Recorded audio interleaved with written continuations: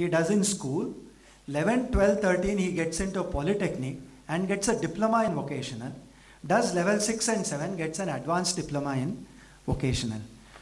So therefore, every 1000 hours has skills. These are independent skills at that level, and they are also joined to the next level in terms of growth. So technically a child can drop out at any certificate level. He has skills at that certificate level and gets into a job at that appropriate level, or if he chooses, he progresses further, completes the entire thing and becomes something like vehicle specialist. I'll give you one more example to look at what this is. We have also created one vocational program in entertainment sector, end-to-end. What the program is, bachelor's vocational in entertainment sector and theater and stagecraft. So at 9th and 10th, what do they learn? They learn art, painting, drawing, things like that. At 11th and 12th, they learn a little more about what is stage, what is audience, what is lighting, what is the perspective, vision, and so on. As they grow further, they will learn more about lighting, shade, things like that. And all about lighting, all about the environment, and so on.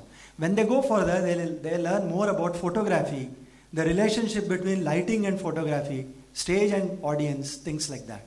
Then as they go further, they will learn more about acting and so on. Now all this that I am talking about is a vocational part. Along with this, at every certificate level, there is a general component that I am talking about. For example, in 9, 200 hours of vocational, 800 hours of general. What is that general? That is the physics, chemistry, maths that you conventionally learn in a school. Probably a little watered down version of what you may be doing there. So you get an entry from a vocational system into a general system wherever you choose to do so. And from a general system, you can come back into vocational system, provided there are certain prerequisites. The last thing that is important in this is the skills part. A student takes an admission to a certain college in the vocational stream as a normal student, and for the vocational part, the skill part, he goes to a skill knowledge provider, and the general component he learns within the college itself. Now the skill knowledge provider is an industry partner. So we are in the process of identifying sector-wise industrial knowledge, skill knowledge providers. So this child in an automotive sector would probably go to a Maruti service center, or your Ford service center, or Mahindra service center, which become skill knowledge providers to teach those automotive skills. And in each sector, we identify different skill knowledge providers. So the child goes there, learns those skills for those number of hours, and the skill knowledge provider assesses him. He gives a skill certificate. So the child also has a skill certificate.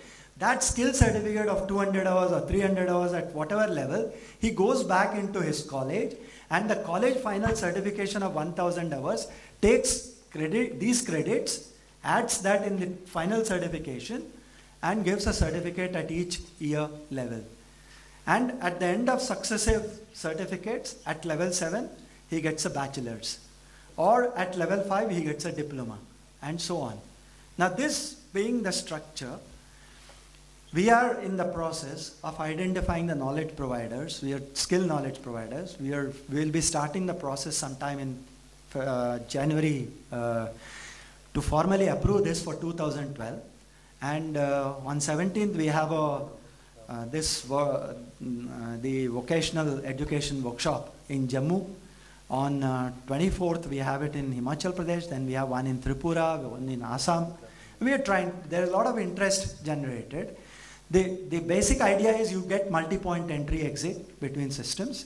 Now, from a formal system, if somebody wants to come to a general, to a vocational education system, then all that he has to do is at that certificate level, the skills that are defined, he has to go to the knowledge provider, get those skills, get that certificate, and get back into a vocational stream.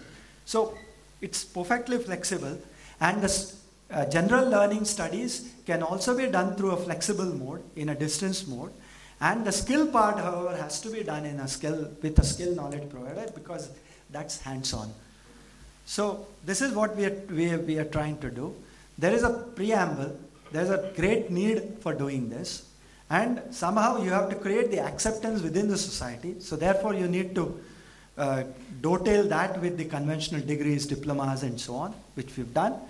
And we hope that vocational education would take off in this country. That would increase the employability. Obviously it will increase the GER.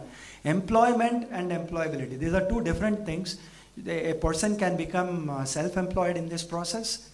He can become an entrepreneur, or he can go and work with the skills that he has acquired for someone else.